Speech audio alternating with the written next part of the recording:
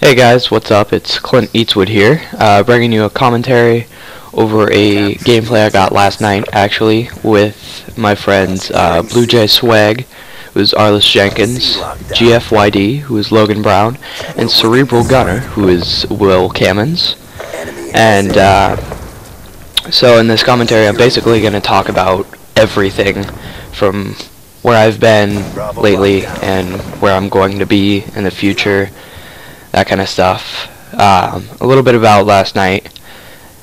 We were playing, the four of us, we were playing together for quite a while, just going on an absolute tear.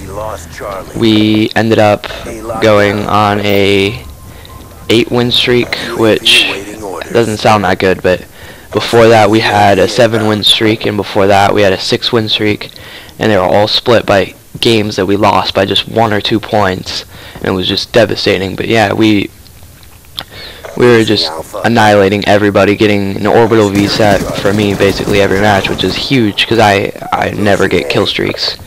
I just die. I don't die often, I just die consistently when I get my score streaks.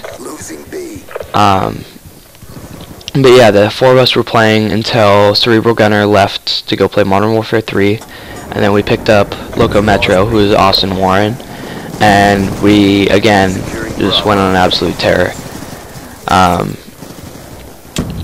really enjoyed playing with these guys, not just because they're great people and I love playing with them, but because we really communicated well. And I feel like if you're playing in a team, you can play with the best players in the world, but if the other team, who is just a bunch of scrubs, is communicating, they're gonna win because they know what's going on, where to go, and they'll work together. Another thing I feel is super important in domination is winning simple gunfights. This is pretty sick right here. Killed him on the last bullet. But anyways, yeah, you have to win a gunfight when you're on a position, not just out in the middle of the map. You have to actually get captures and all that. So yeah, I do tend to have a problem winning gunfights, simply because I'm not always prepared for a gunfight, and it seems like the more ready I am for somebody to be around every corner, the more gunfights I'll win. Which, if you can shoot people off of an objective while you're capping it, A, you get 200 points for a kill, plus the 200 points for a capture, and B, you get you actually get the capture. And then another thing I wanted to talk about is what you guys think of the next Call of Duty. Now in the past it's been alternating between Infinity Ward and Treyarch, but there's actually a lot of speculation that Treyarch's going to pump out the next game, which I thought was surprising because they just put out Black Ops 2 obviously, and they typically get 2 years to make a good game. So if Treyarch does in fact pump out Call of Duty, is it going to be quality, or is it just going to be they had 1 year to do it and this is what they did? I'm really hoping, I don't care who does it, Activision, or not Activision, Infinity Ward or Treyarch, I just want another good game. Like, I know I told myself last year in January, oh, I'm not going to play Black Ops 2, it's just like the rest of them. Well, it is like the rest of them, obviously, it's Call of Duty, but there's so many different aspects to this game. Like, score streaks are different than kill streaks, and if you go back and play like COD 4 or something, Call of Duty has really changed so much. Not in the like general aspect of it, you still run around killing people and all that first-person shooter stuff, but there's so much more to it now, instead of just the 3 automatic kill streaks that you get and, you know, maybe the 5 guns you can choose from. So I really hope they continue adding on extra stuff that the community asks for, not just professional gamers and the people who I feel have the biggest voice in the crowd, but actual everyday people like you and me. And I feel like if they open up some sort of thread and just ask what we want, I think the entire community will be ecstatic. Another thing I wanted to cover is I have been very inactive lately because of wrestling.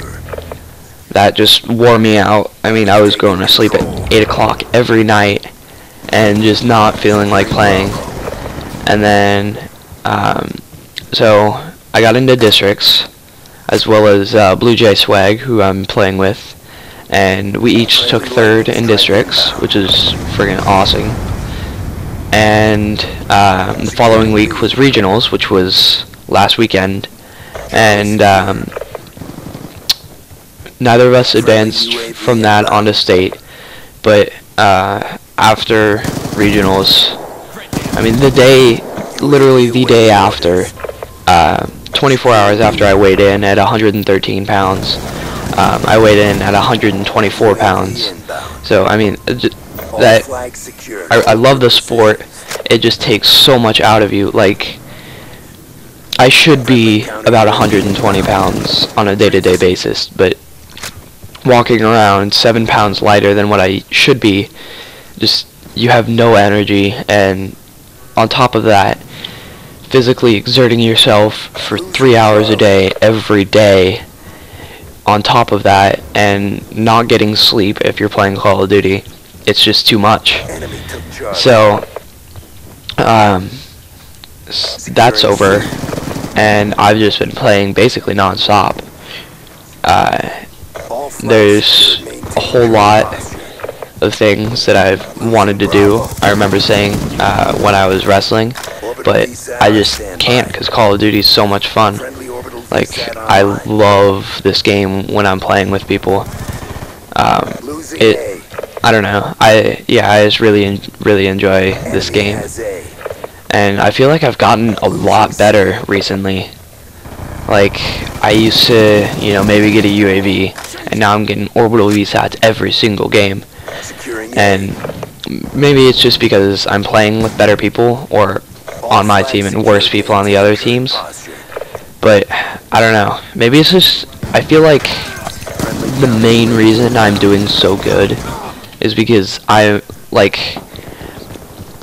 not really always positive kill to death ratio wise.